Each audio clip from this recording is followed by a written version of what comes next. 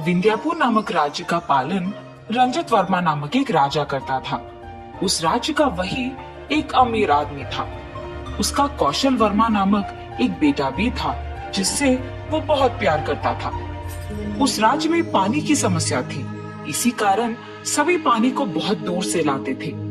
पर वहाँ के राजा ने कभी भी पानी की समस्या को ठीक करने की कोशिश नहीं की थी। ऐसे बहुत साल बीत जाते हैं। उसके बाद वो राजा उनके आखिरी दिनों में सेहत बिगड़ जाने के कारण घर पे ही रहते हैं और उनका बेटा कौशल उस राज्य का पालन करने लगता है। एक दिन कौशल और उसकी बीवी उनके पिता के पास जाते हैं।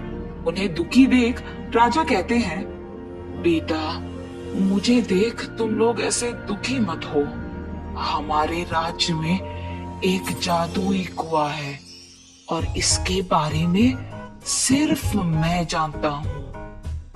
अगर तुम लोग पता कर पाए कि वो कहाँ है तो इस राज्य में सबसे अमीर बन जाओगे, क्योंकि उस कुएं से तुम्हें अनगिनत और अकल्पनीय पैसे मिलेंगे। वो हासिल करके तुम दोनों हमेशा के लिए खुश रह पाओगे। ठीक है पिताजी, आपके ही तरह मैं ये रहस्य किसी को नहीं बताऊंगा। ये कह के वहाँ से वो दोनों चले जाते हैं। उसके कुछ दिन बाद ही राजा रंजित वर्मा गुजर जाते हैं। एक दिन कौशल वर्मा और उसकी बीवी दोनों राजा के उस रहस्य के बारे में सोचने लगते हैं। पद्मा, वो जादुई कुआं कहाँ है ये हमें कैसे पता चलेगा? आपके पिता ने उसके बारे में किसी को इसीलिए नहीं बताया क्योंकि उन्हें सारा पैसा अपने लिए चाहिए था। पर आखिर में उन्हें पता ही नहीं चला और वो ऐसे ही चल बसे। आप भी उनकी तरह मत कीजिए। मतलब सबको बता दो उस जादुई कुएं के बारे में? हाँ जी, अगर सिर्फ हम दोनों ढूंढेंगे तो हमें कभी नहीं मिलेगा। पर अगर हमने प्रजा से कहा कि अगर वो ढूंढ पाएंगे तो उनकी पानी की समस्या हम ठीक कर देंगे और उन्हें ये भी बताएंगे कि जो आदमी कुएं को ढूंढ निकालेगा उसे आपकी जायदाद का आधा हिस्सा मिलेगा, तब पक्का हमें उस कुएं के बारे में पता चलेगा और इस राज्य में सभी खुश रहेंगे। हाँ, ये सही है। ठीक है पद्मा। उसकी पत्नी की बातों के अनुसार ही राजा उसके सेवकों के द्वारा प्रजा को विज्ञापित करवाता है। उस घोषणा को सुनते ही प्रजा उस कुएं को ढूंढने लग जाती है। उसी राज्य में सुरेश और प्रताप नामक दोस्त रहते थे। वो एक गांव से दूसरे गांव को बैलगाड़ी में लोगों को लेकर जाते थे। एक दिन वो दोनों पानी लेकर गांव वापस जा रहे थे। अरे प्रताप, क्या तुमने राजा की घोषणा सुनी है? नहीं सुरेश, क्या है वो? अरे ये कि हमारे गांव में एक जादुई कुआं है और जो उस कुएं को ढूंढ निकालता है उसे राजा के जायदाद का आधा हिस्सा मिलेगा। सुरेश, हर रोज ऐसे दूसरे गांव को जाना मुश्किल हो रहा है। अगर हम उस जादुई कुएं को ढूंढ पाएंगे तो हमें पानी के लिए ऐसे मेहनत करने की जरूरत नहीं पड़ेगा और हमारे साथ ही हमारे गांव वाले भी खुश रहेंगे। इसीलिए हमें उस कुएं को हर हाल में ढूंढना होगा। ये फैसला करके दोनों दोस्त उस जादुई कुएं को ढूंढने में लग जाते हैं। उनके बैलगाड़ी में पानी को ले जा रहे थे। सुरेश कुछ दिनों के लिए एक ही जगह पर एक कुएं को खोद के उसमें पानी भर देंगे। तब हमें हर रोज ऐसे पानी के लिए दूर जाने की कोई जरूरत नहीं होगी। ऐसे हम एक दिन में उस कुएं को भर के उस भरे हुए पानी को खत्म होने तक उपयोग कर पाएंगे। ये एक अच्छा विचार है प्रताप। चलो हम तुरंत एक कुएं को खोदते हैं। ये फैसला करके दोनों उनके घर पहुंचकर वहीं पास में कुएं को खोदने लगते हैं। खोदते हुए उन्हें अचानक कुछ कठिन पत्थर जैसे मिलता है। सुरेश, ये देखो, यहाँ एक कठिन पत्थर जैसा कुछ है जो बीच में है। इसे निकालने के बाद ही हम और गहरा खोद पाएंगे। ठीक है प्रताप। जब वो दोनों उस पत्थर को निकालते हैं तो उन्हें जमीन के नीचे एक कुआं दिखाई देता है और उसे देख वो आश्चर्यचकित हो जाते हैं। प्रताप, ये देखो, इस पत्थर के नीचे तो एक कुआं है। हाँ, अरे हाँ, ये तो सच में एक कुआं है। जमीन के नीचे कुएं को देख मैं भी आश्चर्यचकित हूँ। और देखो, ये पानी दिखने में भी कितना साफ है। अब हमें कुएं को खोदने की कोई जरूरत नहीं है। हाँ हाँ, चलो देखते हैं कि उस कुएं का पानी पीने लायक है भी कि नहीं। ऐसे वो एक मटके को रस्सी से बांध के उसे कुएं में डालकर उसमें पानी भरते हैं और उस पानी को बाहर निकाल के दूसरे मटके में डालते हैं। उस पानी को पीने ही जाते हैं कि वहां पानी की जगह सोने को देख वो दोनों चौंक जाते हैं। अरे ये कौन सी माया है, पानी सोना कैसे बन गया? ये मुमकिन भी है। शायद यही वो जादुई कुआं है, इसीलिए यहाँ का पानी भी सोना बन गया।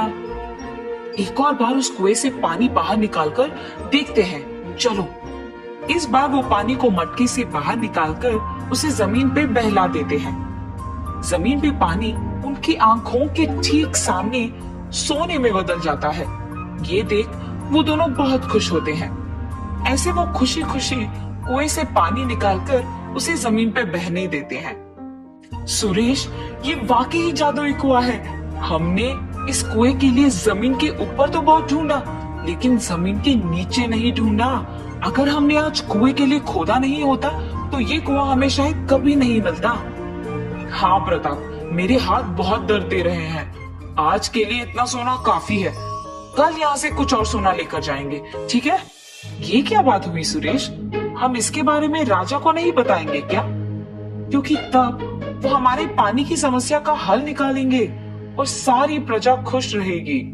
प्रताप यार, दूसरों के बारे में हम क्यों सोचे, हम दोनों की खुशी बस है ना। इसीलिए हमें इस कुएं के बारे में किसी को बताना नहीं होगा। सुरेश, हमारे साथ साथ मुझे इस राज्य में भी सभी की खुशी जरूरत है, इसीलिए तुम आओ या ना आओ, मैं तो राजा से ये कहने जा रहा हूँ। और ऐसे प्रताप वहां से चलने लगता है। अगर प्रताप ने राजा से इस जादुई कुएं के बारे में कह दिया तो वो सारा उन्हीं का हो जाएगा और मैं उस कुएं से कुछ नहीं ले पाऊंगा। इसीलिए मुझे मेरे दोस्त को राजा के पास जाने से पहले ही रोकना होगा और उसे कैद करना होगा। इतने सोने से तो मैं सबसे अमीर बन जाऊंगा। ये फैसला करके वो उसके दोस्त को कैद कर देता है। उसके बाद से सुरेश हर रोज कुएं से कुछ सोना लेकर जाता था। ऐसे बहुत दिन बीत जाते हैं। बहुत दिनों से प्रताप के घर ना जाने के कारण उसकी बीवी चिंतित होती है और राजा के पास जाती है। राजा जी, मेरे पति सुरेश के साथ बैलगाड़ी चलाते हैं। वो कुछ दिनों से घर नहीं लौटे हैं और मुझे सुरेश पे शक है। मुझे बहुत डर लग रहा है। माता, आप फिक्र न कीजिए, मैं आपके पति को सही सलामत आपके पास लौटा दूंगा। आप हिम्मत से काम लीजिए। राजा के ऐसे कहने पर वो वहां से चले जाती है। सेवकों, सुरेश नामक आदमी का पता करके कुछ दिन उसका पीछा करो। जी प्रभु। राजा के आज्ञा के अनुसार ही सेवक सुरेश का पीछा करते हैं। एक दिन सुरेश रात के समय में उस जादुई कुएं के पास जाकर उसमें से पानी निकालकर उसे जमीन पे बहलाता है। पानी को सोने में बदलने के तुरंत बाद उसे वहां से लेकर जाता है। सेवक ये सब देख उसका पीछा करते हैं। सुरेश वो सोना लेकर उसके दोस्त के पास जाता है। ये देखो प्रताप, तुमने मुझे क्या करने पे मजबूर कर दिया। अगर तुमने मेरी बात मानी होती तो मेरे साथ तुम्हें भी ये सोना मिलता, लेकिन तुमने नहीं सुना और ये सारा सोना मेरा हो गया। ऐसे जब वो प्रताप से बात कर रहा था, उसके पीछे से राजा के सेवक आते हैं। प्रताप को मुक्त करके उन दोनों को राजा के पास ले जाकर उन्हें जो कुछ भी हुआ बताते हैं। सुरेश, ना ही तुमने मुझसे कुएं की बात छुपाई, बल्कि तुमने जिस आदमी को सच कहना था उसे भी कैद कर दिया। इसके लिए तुम्हें कड़ी से कड़ी सजा मिलेगी। और इतना ही नहीं, मैं तुम्हारे दोस्त को मेरे जायदाद का आधा हिस्सा दूंगा। प्रभु, मुझे आपकी जायदाद नहीं चाहिए, बस आप मेरे दोस्त को उसकी गलती के लिए माफ कर दीजिए। ठीक है, इस बार के लिए कर दूंगा और तुम्हें मेरे जायदाद का आधा हिस्सा भी दूंगा। राजा सुरेश को माफ करके उसका पूरा सोना हासिल कर लेते हैं।